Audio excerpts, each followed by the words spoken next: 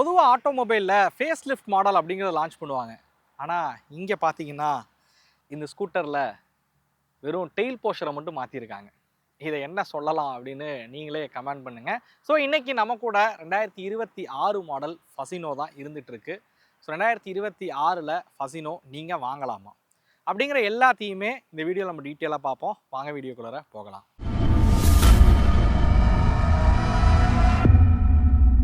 Special thanks to Sun Yamaha. அவங்க தான் நமக்கு வெஹிக்கிள் ரிவ்யூக்காக அதை வழங்கியிருக்காங்க. அவங்களுக்கு மிகப்பெரிய நன்றியை நான் வந்து தெரிவிச்சுக்கிறேன். நீங்கள் யாராவது யமகா ஸ்கூட்டர்ஸ் இல்லை யமகாவோட மோட்டார் சைக்கிள்ஸ் பார்க்குறீங்க அப்படின்னா டிஸ்பிளே தெரியக்கூடிய சன் யமகாவை மறக்காமல் காண்டாக்ட். டிசைனாக பார்க்குறதுக்கு ஒரு மாடர்ன் ரெட்ரோ ஃபீல் இருக்கிற மாதிரி இந்த ஃபசினோ வந்து உருவாக்கியிருந்தாலும் டெயில் போஷர் வந்து நிறைய பேருக்கு வந்து பிடிக்கல அப்படின்னு வந்து சொல்லுவேன். இந்த ஸ்கூட்டர் இந்த 2026ல் ஃபசினோவில் வந்து யமகா அதை புரிஞ்சுக்கிட்டு அந்த டெயில் போஷரை வந்து சேஞ்ச் பண்ணியிருக்காங்க அப்படின்னு வந்து சொல்லலாம். ஸோ இப்போ பார்த்தீங்கன்னா வி ஷேப்பில் இருக்கக்கூடிய ஒரு டெயில் லைட் வந்து கொடுத்துருக்காங்க. ஹாலோஜன் டெயில் இண்டிகேட்டர்ஸ் பார்த்தீங்க அப்படின்னா ப்ரொவைட் பண்ணுறாங்க. ஸோ டிசைனாக பார்க்குறதுக்கு இது வந்து ரியர் ப்ரொஃபைல் வந்து கம்ப்ளீட்டாக வந்து ரீசேஞ்ச் வந்து பண்ணியிருக்காங்க அப்படின்னு சொல்லுவேன். பழைய டெயில் லைட் ரொம்ப பெருசாக இருக்கிற மாதிரி வந்து இருக்கும். பட் இதை வந்து ரொம்ப மாடர்னாக வந்து மாற்றிருக்காங்க அப்படின்னு ஒன்று சொல்லலாம். இங்கே நம்ம கூட இருக்கக்கூடிய மாடல் பார்த்தீங்க அப்படின்னா ஃபசினோல எஸ் அப்படின்னு சொல்லக்கூடிய ஒரு மாடல். இந்த மாடலில் பார்த்தீங்க அப்படின்னா குறிப்பாக இந்த வேரியண்ட்டில் இருந்து உங்களுக்கு கலர் டிஎஃப்டி டிஸ்பிளே பார்த்தீங்க அப்படின்னா இதில் வந்து கொடுத்துருக்காங்க. 10x10 நேவிகேஷன் ஃபங்க்ஷனும் பார்த்தீங்க அப்படின்னா இதில் இருக்கிற மாதிரி வந்து உருவாக்கியிருக்காங்க அப்படின்னு சொல்லுவேன். இதில் தீம் நீங்கள் வந்து பார்க்கலாம். 2 விதமான தீம் வந்து மாற்றிக்கலாம். இதை கண்ட்ரோல் பண்ணுறது கண்ட்ரோல்ஸ் பார்த்தீங்கன்னா இங்கே வந்து கொடுத்துருக்காங்க. ஸோ இதுக்குள்ளே போனீங்கன்னா இதில் வந்து செட்டிங்ஸ் இருக்கும். ஸோ மியூசிக், அதாவது மியூசிக் சிஸ்டம் கூட கண்ட்ரோல்ஸ் வந்து இதில் வரும். அதாவது ப்ளூடூத்தில் நீங்கள் கனெக்ட் பண்ணியிருக்கீங்கன்னா இந்த மியூசிக் சிஸ்டமை இதில் கண்ட்ரோல் பண்ணிக்கலாம். 10x10 நேவிகேஷனு, நோட்டிஃபிகேஷனு, வெதரு, அப்புறம் செட்டிங். ஸோ செட்டிங்குள்ளே போனீங்க அப்படின்னா தீம் உங்களால் வந்து சேஞ்ச் பண்ணிக்க முடியும். இது வந்து இன்னொரு தீமு. பட் எனக்கு வந்து இந்த தீம் தான் வந்து பிடிச்சிருக்கு. பார்க்குறது கொஞ்சம் நல்லாவும் இருக்குது அப்படின்னு சொல்லுவேன் இந்த தீமை பொறுத்த வரைக்கும். உங்களுக்கு கிளார் அடிக்கலாம்.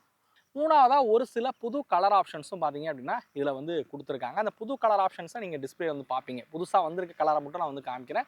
ஸோ அது வந்து நீங்கள் டிஸ்பிளேல வந்து பார்ப்பீங்க. ஸோ ஃப்ரண்ட் ப்ரொஃபைலில் பார்த்தீங்க அப்படின்னா இது கம்ப்ளீட்டாக ஃபைபரில் தான் இருக்கிற மாதிரி வந்து கொடுத்துருக்காங்க. ஸோ இந்த இடம் எல்லாமே வந்து பார்க்கலாம். இது ஃபைபர் தான். பெருசாக மெட்டல் பில்டில் வந்து இதை வந்து உருவாக்கலை அப்படின்னு சொல்லுவேன். பட் ஃபைபரில் கொடுத்துருந்தாலும் ஃபிட் அண்ட் ஃபினிஷு ரொம்ப நல்லா பண்ணியிருக்காங்க. பேனலுக்கு இடையிலலாம் வந்து கேப்ஸ் இல்லாத மாதிரி இதை வந்து உருவாக்கியிருக்காங்க அப்படின்னு ஒன்று சொல்லுவேன். ஸோ ஃப்ரண்ட்டில் பார்த்தீங்க அப்படின்னா ஒரு டூயல் டோன் ஃபினிஷிங். ஸோ இங்கே நீங்கள் இருக்கக்கூடிய கலரே வந்து பார்க்கலாம். ஸோ நடுவில் வந்து ஒரு கிரே ஃபினிஷிங் வந்து பண்ணியிருக்காங்க. இந்த இடத்துல ஹேஷில் வந்து இருக்கிற மாதிரி வந்து கொடுத்துருக்காங்க.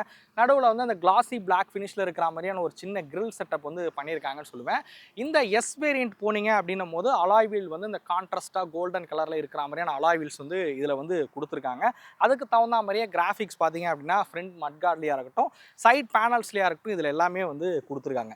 ஃபசினோட லோகோவும் பார்க்குறதுக்கு அந்த எஸ்ஸோட இருக்கிறது பார்க்க ரொம்பவே நல்லாவே இருக்குது அப்படின்னு சொல்லுவேன். ஓவராலாக டிசைன் வந்து இதுதான். டிசைனில் பண்ண சேஞ்சஸ் இந்த டெயில் போர்ஷன் மட்டும்தான். இதை தவிர மாற்றங்கள் வந்து கிடையாது. ஹெட்லைட் பொறுத்த வரைக்கும் எல்இடி ஹெட்லைட்ஸ் கொடுத்துருக்காங்க. ஸோ இதான் மேஜராக டிசைனில் இருக்கக்கூடிய விஷயங்கள்.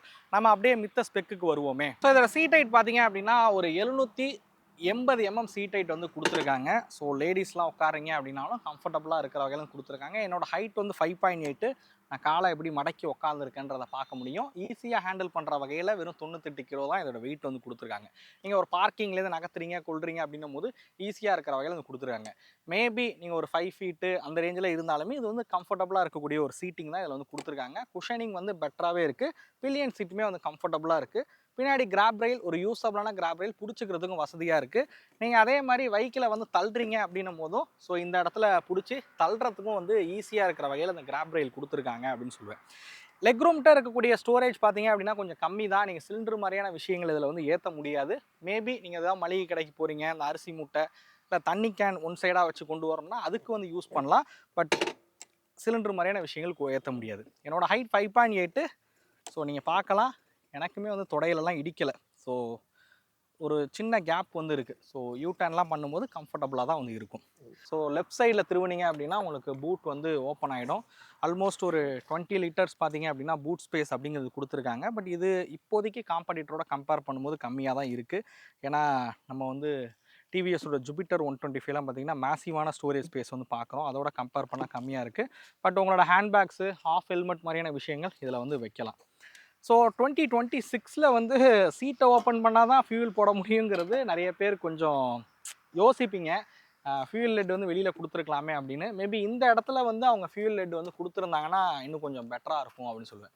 ஸோ இந்த இடத்துல கொடுத்துருந்தாங்க அப்படின்னா, ஏன்னா நம்ம இப்போ அக்சஸ்லேயும் மாற்றிட்டாங்க, அதே மாதிரி பர்க்மேன்லேயும் பார்த்தீங்கன்னா ஃபியூல் லெட் வெளியில் இருக்கிற மாதிரி மாற்றிட்டாங்க. பட் இது வந்து இன்னமும் கொஞ்சம் ஓல்டு ஸ்கூலாக இருக்குது அப்படின்னு நான் சொல்லுவேன். ஃபியூல் டேங்க் பொறுத்த வரைக்கும் ஐ திங்க் ஒரு 5.6 அந்த ரேஞ்சில் வந்து இருக்கும். நீங்கள் கீழே வந்து பார்ப்பீங்க ஃபியூல் டேங்க் கெப்பாசிட்டி எவ்வளோ இருக்குது அப்படிங்கிறது. எக்ஸாஸ்ட்டில் இதிலலாம் எந்த சேஞ்சும் பார்த்தீங்க அப்படின்னா இவங்க வந்து பண்ணவே இல்லை. ஸோ இதுதான் வெஹிக்கிளில் இருக்கக்கூடிய விஷயங்கள் இதெல்லாம். வாங்க நம்ம இப்போ வந்து வீல்ஸ், பிரேக்ஸ் அண்ட் சஸ்பென்ஷன் எப்படி இருக்குது அப்படிங்கிறத பார்ப்போம். எனிவே இதோட ஃப்ரண்ட்டில் பார்த்தீங்க அப்படின்னா டெலஸ்கோபி சஸ்பென்ஷனு, ரியரில் பார்த்தீங்கன்னா காயில் ஸ்ப்ரிங் சஸ்பென்ஷன் கொடுத்துருக்காங்க. சஸ்பென்ஷன் ஃபீட்பேக்குங்கிறது ஆஸ் இட் இஸ் ஒரு சிட்டி யூஸ்க்கு தகுந்த மாதிரி வந்து வடிவமைச்சிருக்காங்க அப்படின்னு சொல்லலாம். ஃப்ரண்ட்டில் பார்த்தீங்கன்னா R12, ரியரில் வந்து 10 இன்ச்சஸ் வந்து கொடுத்துருக்காங்க. ஃப்ரண்ட்டில் வந்து 12 இன்ச்சு, ரியரில் வந்து 10 இன்ச்சு.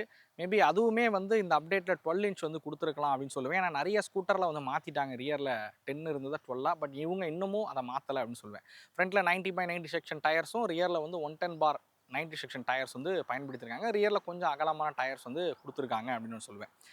இதில் வந்து 2 வேரியன்ட் இருக்குது, ட்ரம்மு அண்ட் டிஸ்க்கு அப்படின்னு. ட்ரம் உள்ள மாடல் போனீங்க அப்படின்னா ஃப்ரண்ட் அண்ட் பேக் ரெண்டுமே ட்ரம் பிரேக்ஸ் தான் வந்து கொடுக்குறாங்க. ஐ திங்க் ஒரு 130 mm இருக்கக்கூடிய ட்ரம் பிரேக்ஸ் வந்து பயன்படுத்தியிருப்பாங்க. அக்யூரேட்டான வேல்யூ வந்து இதில் வந்து ப்ரௌச்சரில் வந்து கொடுக்கல. பட் டிஸ்க் பிரேக் பொறுத்த வரைக்கும் 190 mm டிஸ்க் பிரேக் பார்த்தீங்க அப்படின்னா ஃப்ரண்ட்டில் வந்து கொடுத்துருக்காங்க. பிரேக்கிங் இந்த பைட்லாம் எப்படி இருக்குன்றதை நம்ம ரைட் பண்ணும்போது நம்ம வந்து ஓட்டி பார்ப்போம். இதில் வந்து 125cc கொண்ட 2 valve இன்ஜின் SOHC செட்டப் இருக்கிற மாதிரி கொடுத்துருக்காங்க. அதிகபட்சமாக 8.2 PS பவரும் 10.3 Nm ஆஃப் டார்க் வந்து ப்ரொடியூஸ் பண்ணுற வகையில் இந்த இன்ஜினை வந்து உருவாக்கியிருக்காங்க. அதே மாதிரி நீங்கள் வீடியோவில் வந்து சொல்லியிருப்பேன், இதில் வந்து ஹைப்ரிட் தொழில்நுட்பம் வந்து இருக்குது, ஹைப்ரிட் டெக்னாலஜி வந்து பயன்படுத்தியிருக்காங்க அப்படிங்கிறது. இதை வந்து மைல்டு ஹைப்ரிடுன்னு மைக்ரோ லெவல் ஹைப்ரிட் சிஸ்டம் தான் இது. அது என்னன்னு கேட்டிங்க அப்படின்னா டிவிஎஸில் வந்து ISGன்னு பார்ப்போம்ல, இன்டகிரேட்டட் ஸ்டார்டர் ஜெனரேட்டர் வந்து பயன்படுத்தியிருப்பாங்க. ஸோ அதுதான் இதுலேயும் வந்து கொடுத்துருக்காங்க.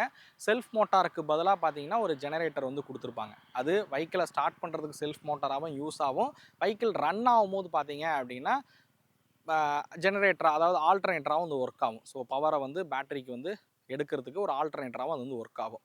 பட் என்ன பண்ணியிருப்பாங்கன்னு கேட்டிங்கன்னா, நீங்கள் ஆக்சிலரேட் வந்து பண்ணுற சமயங்களில் வந்து அந்த மோட்டார் ஒரு பாயிண்ட் ஒரு டார்க்கை வந்து அந்த இன்ஜினுக்கு வந்து புஷ் பண்ணுற மாதிரி வந்து கொடுத்துருப்பாங்க.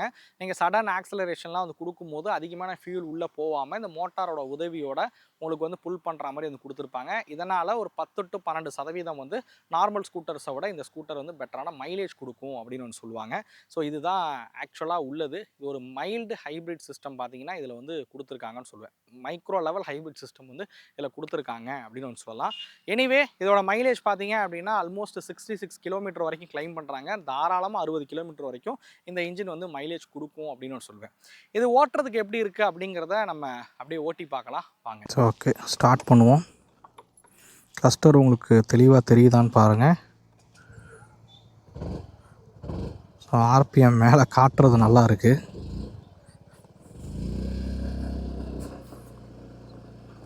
ஸோ இனிஷியல் ரிஃபைன்மெண்ட் நல்லா பண்ணியிருக்காங்க. ஐடலில் வந்து வைப்ரேஷன் இல்லாமல் ரிஃபைண்டாக வந்துருக்கு. ஸோ ஒரு 60 எப்படி இருக்குதுன்னு பார்ப்போம். ஸோ என்னோடய வெயிட் வந்து 95 kg. ஸோ அதனால் அதுக்கு தகுந்த ஸ்பீடு தான் இது வந்து போகும். 1 2 3. ஸோ ஒரு RPMக்கு அப்புறம் அந்த 4000க்கு அப்புறம் ஒரு சின்ன புல் வந்து கிடைக்கிது. ஸோ இதில் RPM மீட்ரு அதை பார்த்து தான் நான் வந்து சொல்கிறேன். கரெக்டாக அவ்வளோ போதான்னு தெரில, பட் ஒரு நல்ல புல் வந்து கிடைக்கிது. ஒரு 70 கிலோமீட்டர் வேகம் வந்தாச்சு. நம்ம ஒரு 80 போக முடியுதா? ஸோ 75 76 அந்த ரேஞ்சிலே இருக்குது. ஆக்சுவலாக காற்றும் இங்கே ரொம்ப ஹெவியாக அடிச்சிட்ருக்கு. ஸோ ஸ்கூட்டர் ஒரு சிட்டி பயன்பாட்டுக்கு தான். ஸோ ஒரு 0 to 60 எவ்வளோ செகண்டில் போச்சுங்கிறது பார்த்துருப்பீங்க. ஸோ நல்ல ஃப்ளிக்கபிளாக லைட் வெயிட்டடாக வந்து ஃபீல் ஆகுது ஓட்டும் போதே. ஸோ வெயிட் கம்மியாக இருக்கிறது தெரியுது. ஸோ சிட்டிக்குள்ளெல்லாம் ஹேண்டில் பண்ணுறதுக்கு ரொம்ப ஈஸியாக இருக்கிற வகையில் தான் அதை வந்து உருவாக்கியிருக்காங்க. ஸோ நீங்கள் வந்து ஒரு ஓவர்டேக்கிங்லாம் எடுக்கிறீங்கன்னும் போது அதுக்கு தகுந்த பர்ஃபார்மன்ஸ் பார்த்தீங்க அப்படின்னா இந்த ஸ்கூட்டரில் வந்து தாராளமாக இருக்குது அப்படின்னு நான் சொல்லுவேன். ஒரு காம்படிட்டர் 125cc ஸ்கூட்டரோட கம்பேர் பண்ணும்போது பார்த்தீங்க அப்படின்னா அதுலேயும் வந்து நல்லா தான் பண்ணியிருக்காங்க. நீங்கள் மித்த ஸ்கூட்டர் 125 என்ன பர்ஃபார்மன்ஸ் எதிர்பார்ப்பீங்களோ அந்த பர்ஃபார்மன்ஸ் இதில் எதிர்பார்க்கலாம். ஸோ இப்போ ஸ்பீடு பார்த்தீங்கன்னா ஆல்மோஸ்ட் 87 அந்த ரேஞ்சில் வந்தாச்சு. ஸ்பீடும் பார்த்தீங்க அப்படின்னா ஒரு 80 கிலோமீட்டர் வேகம் வரைக்கும் நல்லாவே இருக்குது அப்படின்னு நான் சொல்லுவேன். பர்ஃபார்மன்ஸ் வந்து லீனியராக டெலிவரி வந்து பண்ணுற வகையில் வந்து கொடுத்துருக்காங்க. பிரேக்கிங் ரியரில் ட்ரம் பிரேக் தான். ஸோ இவ்வளோ ஸ்பீட்லாம் போகிறப்போ கொஞ்சம் கேர்ஃபுல்லாக ஹேண்டில் பண்ணுங்கள் அப்படின்னு சொல்லுவேன். ஸ்கூட்டரில் பெருசாக ரியரில் ட்ரம்மு தான் பார்க்குறோம், பெருசாக டிஸ்க் பிரேக்லாம் வந்து பார்க்குறது இல்லை. பட் இவ்வளோ ஸ்பீடு போகும்போதும் ரிஃபைன்மெண்ட் ரொம்ப நல்லா இருக்குங்க. எங்கேயுமே வந்து வைப்ரேஷன்றது தெரியவே இல்லை. நல்லா ரிஃபைண்டாக இருக்கிற மாதிரி வந்து கொடுத்துருக்காங்கன்னு சொல்லுவேன். ரிஃபைன்மெண்ட் ரொம்ப சூப்பராக வந்து பண்ணியிருக்காங்க. ஹேண்டில் பார்லையும் சரி, ஃபுட் ரெஸ்ட்லேயும் சரி ரிஃபைண்டாக இருக்கிற மாதிரி கொடுத்துருக்காங்க. நான் ஆல்மோஸ்ட் 80 சொல்கிறேன். 80லையுமே ரிஃபைன்மெண்ட் வந்து ரொம்ப நல்லாவே இருக்குது. பிரேக்கிங் அடித்து பார்ப்போம். நான் இப்போ 80 வந்து தான் பிரேக் வந்து அப்ளை பண்ணுறேன். நல்லா கம்ஃபர்டபுளாக இருக்குது. அதுமாதிரி சிபிஎஸ் வந்து கொடுத்துருக்காங்க. நீங்கள் பேக் பிரேக் அப்ளை பண்ணாலே போதும், ஃப்ரண்ட்டும் சேர்ந்து தான் அட்டைன் ஆகும்.